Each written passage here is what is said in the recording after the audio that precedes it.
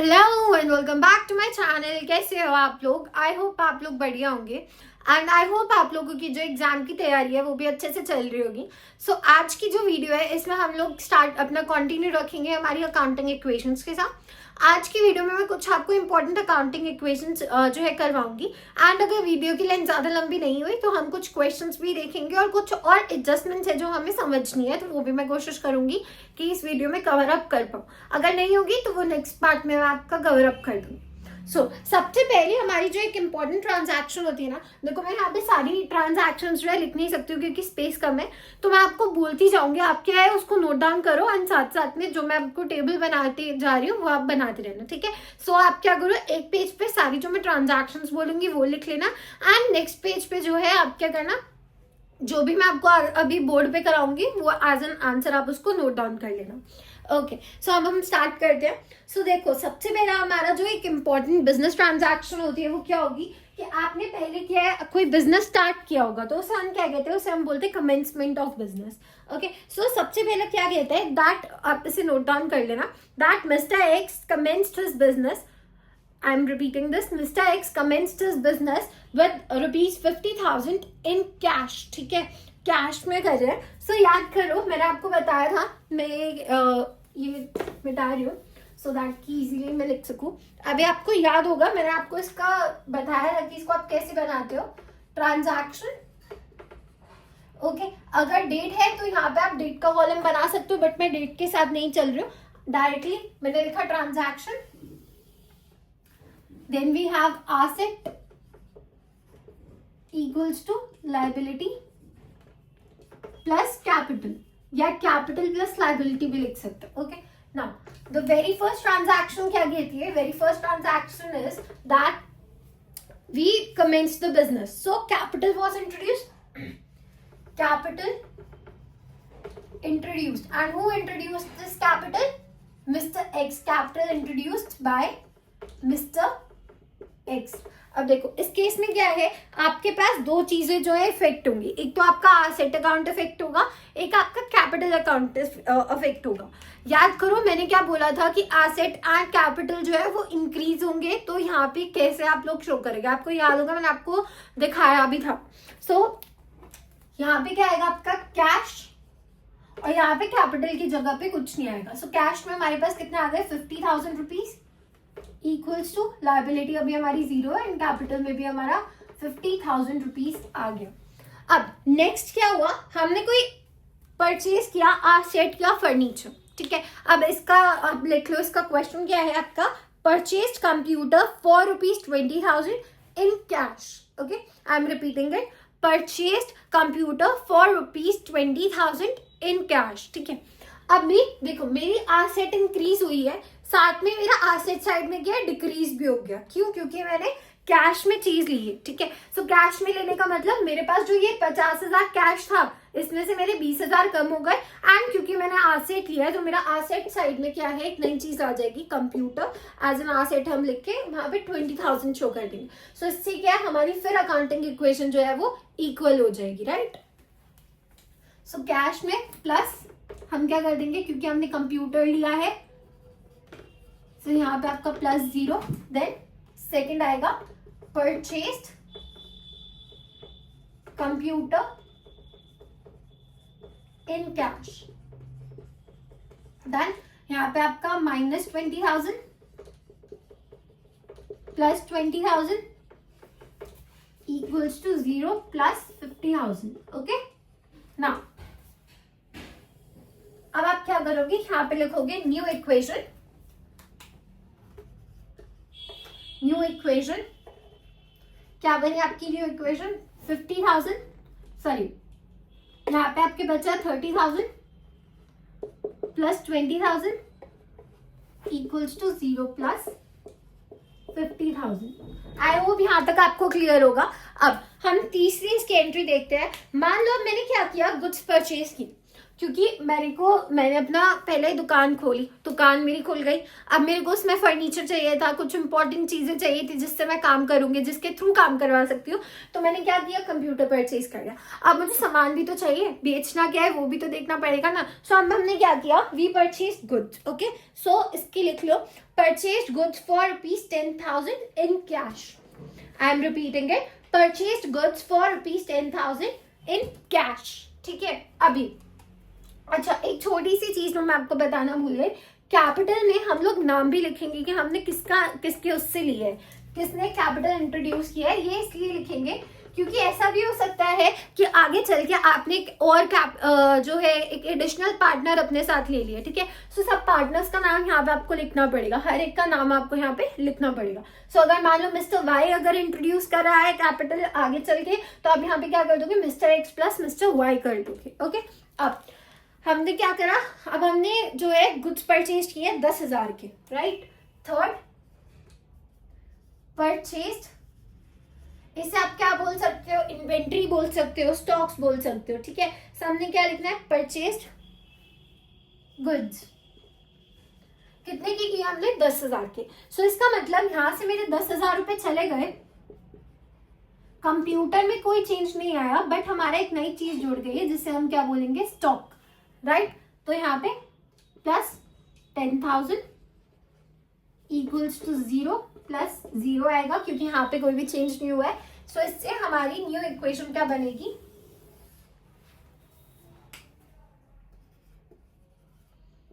हमारी new equation बनेगी 20,000 plus 20,000 plus 10,000 equals to 0 plus 50,000। समझ आ गया। अभी भी हमारी क्या इक्वेशन जो है वो इक्वली चल रही है। ठीक है, हमारा इक्वेशन क्या है, इक्वल चल रहा है, मतलब क्या asset account equals to liability plus capital account चल रहा है। अब नेक्स्ट है हमारा, नेक्स्ट ट्रांजैक्शन है परचेज गुड्स ऑन क्रेडिट। इसका ट्रांजैक्शन क्या है वो आप नोट डाउन कर लो, that purchase goods for ₹2,000 on credit.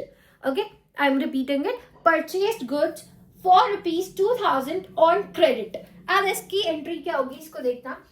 अभी जब हमने क्रेडिट पे लिया, ठीक है, पहले मैं यहाँ पे लिख देती हूँ, यहाँ पे हम इन कैश लिख देते हैं और यहाँ पे लिख देते हैं परचेज्ड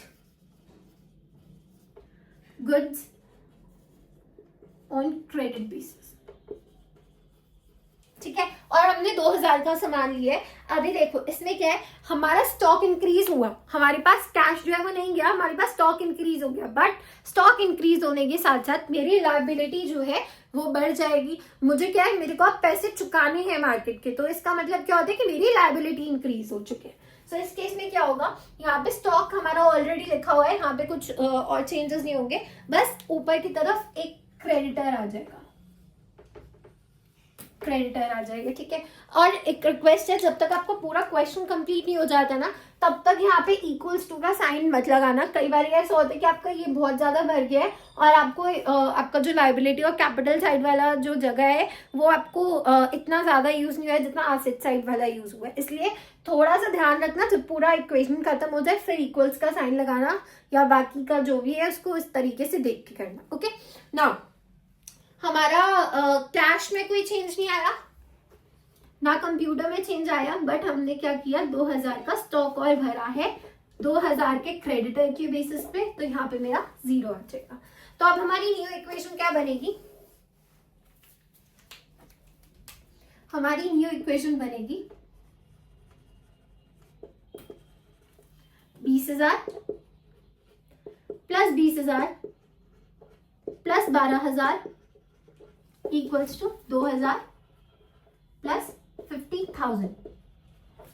अगेन 52,000 हमारा बैलेंस जो है इक्वल रहा। अब एक और ट्रांजैक्शन है, अब हमने क्या किया, हमने गुड्स को सेल किया, बट इस बार हमने गुड्स सेल किया क्रेडिट बेसिस पे। ओके, अब इसको समझना, इसकी ट्रांजैक्शन क्या कहती है, we sold goods costing ₹2,500, sold goods costing ₹2,500 on credit for ₹4,000. I'm repeating, selling goods costing ₹2,500 on credit for ₹4,000. अब देखो इसमें क्या हुआ, मेरे जो गुड्स थे वो 2500 के थे, ठीक है, बट मैंने उसे क्या है 4000 में बेचा। इससे मेरा कैश भी इंक्रीज होगा, मेरा कैपिटल भी इंक्रीज होगा। इधर कैश और कैपिटल इंक्रीज हुआ, इसके साथ साथ मेरा एक और चीज मेरी 2 चीजें डिक्रीज भी होंगी। एक स्टॉक डिक्रीज एक चीज इंक्रीज होगा, दैट इज कि हमारा डेटर्स इंक्रीज हो गया, स्टॉक जो है वो डिक्रीज हो जाएगा।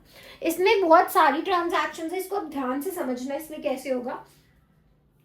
देखो कैश जो है वो इंक्रीज नहीं होगा, कैपिटल इंक्रीज होगा। I am really sorry, cash increase नहीं होगा हमारा, कैपिटल इंक्रीज होगा। अब इसे हम समझते हैं। पहली चीज तो हमारे पास डेटर्स आ गए, मैं इसको थोड़ा सा छोटा करके लिख देती हूँ, give me a minute. Computer, I am just writing it as COM, and then we were having computer के बाद we were having stocks, now we have debtors, right. और ये भी जब आप इसे लिख लेते हो ना, सारा जब हो जाएगा तो आपको यहाँ पे दिखाना पड़ेगा +0 करके। Okay, now sold goods on credit basis. अभी हमने कितने किया है, 2500 के गुड सेल किया है, तो इसका मतलब मेरे स्टॉक में से कितने का माल जाएगा, 2500 का। Okay done. बट मैंने बेचा तो उसे 4000 पे है, तो मेरे डेटर्स के पास कितना आएगा, 1 2 3 4। ओके, सो मेरे डेटर्स के पास कितना आएगा, डेटर्स के पास मेरे पास 4000 रुपए आएंगे, ठीक है। और अब ध्यान से सुनना, मेरे पास 2500 के मैंने जो है गुड्स जो है वो सेल किए थे, बट मैंने 4000 पे बेचा, मतलब मुझे प्रॉफिट हुआ कितने का, 1500 का। तो ये सीधा प्रॉफिट जो है ना मेरा कैपिटल अकाउंट में जाएगा 1500, तो यहाँ पे भी 0 आ जाएगा, 0 + 0। और वैसे आप माइनस नहीं भी डिपिक्ट करोगे, इसको डायरेक्टली ऐसे ब्रैकेट पे लगा लोगे तो समझ आ जाता है टीचर को कि क्या है यहाँ पे माइनस किया गया। ओके, अब इसकी न्यू इक्वेशन क्या बनेगी, न्यू इक्वेशन बनेगी 20000 + 20000 प्लस, अब इसको जब हम करेंगे तो हमारे पास कितना बचेगा, यहाँ पे अमाउंट, यहाँ पे हमारा अमाउंट बचेगा 5000। Just a second, no,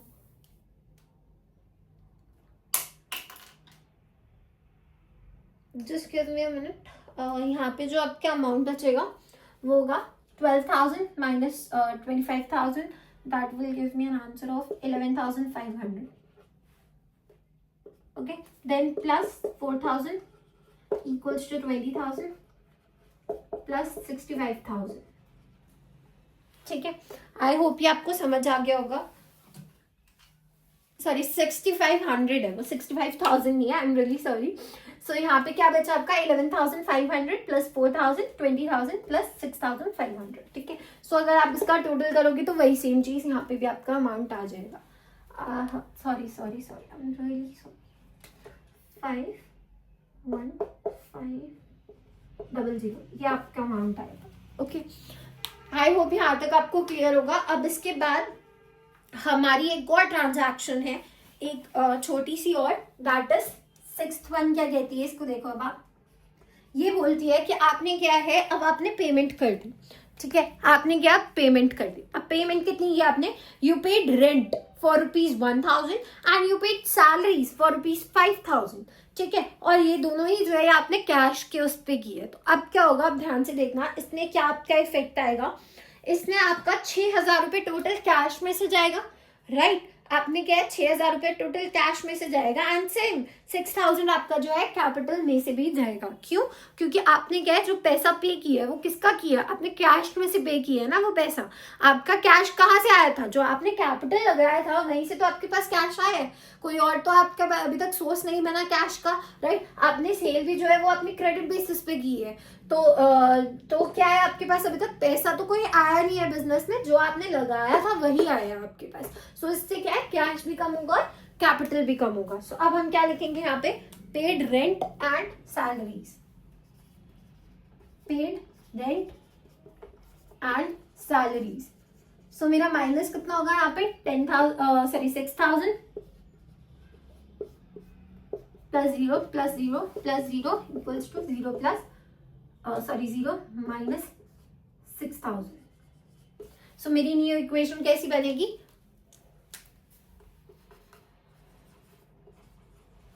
new equation will be, यहाँ से अगर मैं माइनस करूंगी तो I will be lifted with 14,000, 20,000, 11,500 plus 4,000 plus 20,000, and this will give me around 5,545,000.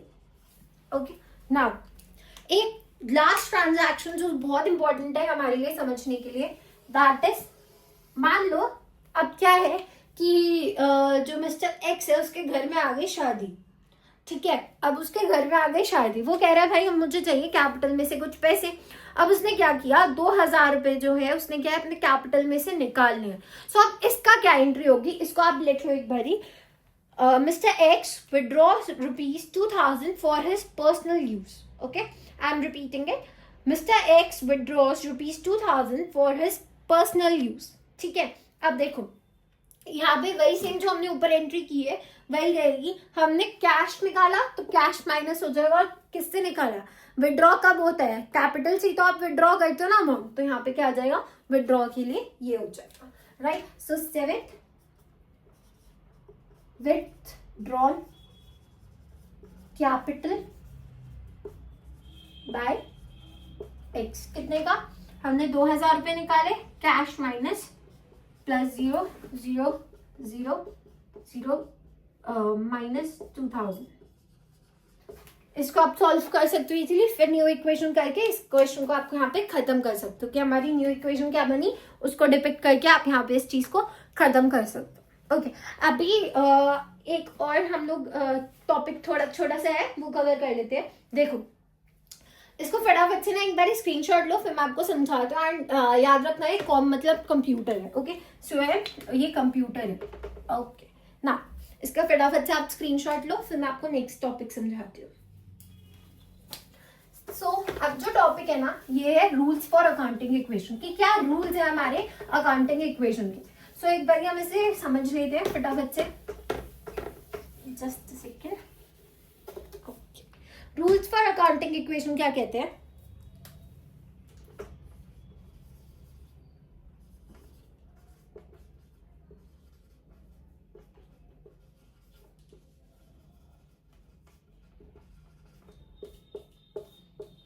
Rules of accounting equation क्या कहते हैं। सबसे पहले हम जो है बात करेंगे कैपिटल की, तो यहाँ पे वही सेम चीज हम पढ़ेंगे, कैपिटल, लायबिलिटी और एसेट के बारे में जो मैंने आपको पहले इन्फॉर्मेशन दी थी वही मैं एक बार आपको अच्छे से फिर से एक बार डिटेल में समझा रही हूँ। ठीक है, कैपिटल में क्या होता है, देखो जब भी आपका कैपिटल, ये चीज याद रखना बिकॉज आपकी जर्नल एंट्री में सबसे ज्यादा काम आएगा, जब भी आपका कैपिटल जो है वो इंक्रीज होगा तो क्या होगा, क्रेडिट होगा। क्या होगा, क्रेडिट होगा।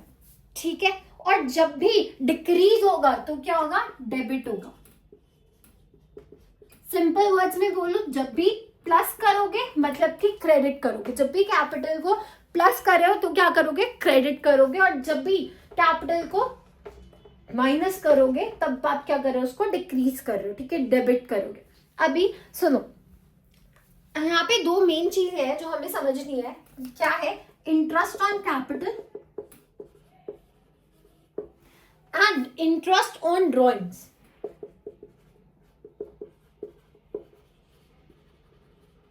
ठीक है, ये दो चीजें हमें बहुत जरूरी है समझना।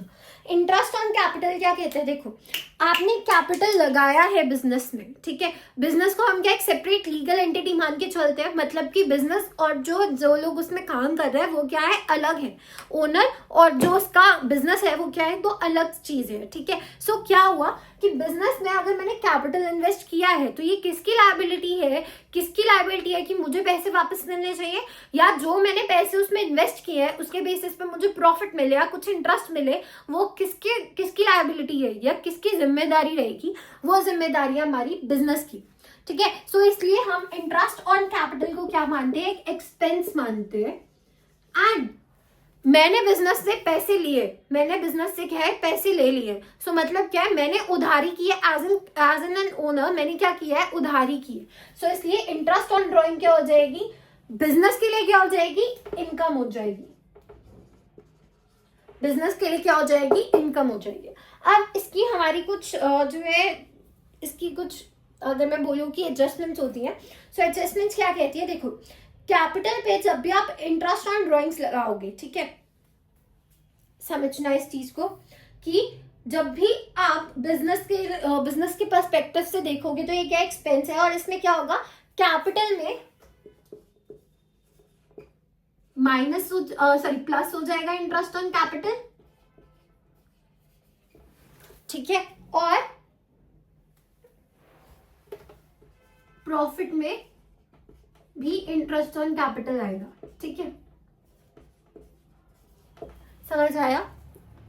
एक छोटी सी चीज यहाँ पे गलत हो गई है, देखो जब भी आपका इस चीज को समझना, जब भी आपका बिजनेस में एक्सपेंस हो रहा है तो मतलब ये क्या खर्चा है, कहीं ना कहीं लॉस हो रहा है, किसके लिए, बिजनेस के लिए। सो प्रॉफिट एंड लॉस में क्या है, प्रॉफिट एंड लॉस अकाउंट में आप एक्सपेंस को क्या है, माइनस कर दोगे, एंड जब भी आप कोई भी बैलेंस शीट बनाओगे तो उसमें क्या है, कैपिटल में ये जो है आप ऐड करोगे। इसका रीजन समझो, इसका रीजन ये है कि ये जो है कहीं ना कहीं एक एक्सपेंस है बिजनेस के लिए, तो आपको समझ आ गया, इसलिए हमने माइनस किया। कैपिटल में हम ऐड क्यों कर रहे हैं, क्योंकि प्रोप्राइटर के लिए क्या है, प्रोप्राइटर के लिए तो ये इनकम है। सो जब भी आप कैपिटल बैलेंस शीट में कैपिटल देखोगे तो उसमें क्या है, इंटरेस्ट ऑन जो आपका इंटरेस्ट ऑन कैपिटल है वो ऐड कर दोगे। क्यों, क्योंकि प्रोप्राइटर की एक इनकम है। देन अगर हम इंटरेस्ट ऑन ड्रॉइंग्स की बात करें तो ये क्या है, प्रॉफिट एंड लॉस अकाउंट में क्या होगा, सेम जो हमने यहाँ पे किया था उसको ऑपोजिट आप इधर कर दोगे। प्रॉफिट एंड लॉस अकाउंट में ये आपका ऐड हो जाएगा, because this is an income for a business, business के हिसाब से ये इनकम है। बट अगर आप कैपिटल अकाउंट की देखो, मतलब प्रोप्राइटर के हिसाब से देखो, उसमें आप क्या करोगे, माइनस करोगे, क्योंकि उसके लिए एक एक्सपेंस है, ठीक है। मैं आपको एक बार फिर से समझा देती हूँ इसे,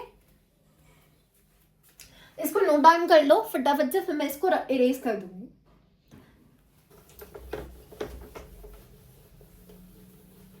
इस चीज को समझना, we have two things, first is interest on capital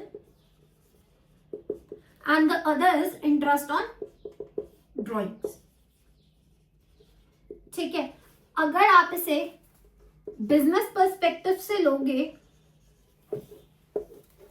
तो इंटरेस्ट ऑन कैपिटल आपका क्या है, interest on capital business perspective से आपका एक एक्सपेंस है,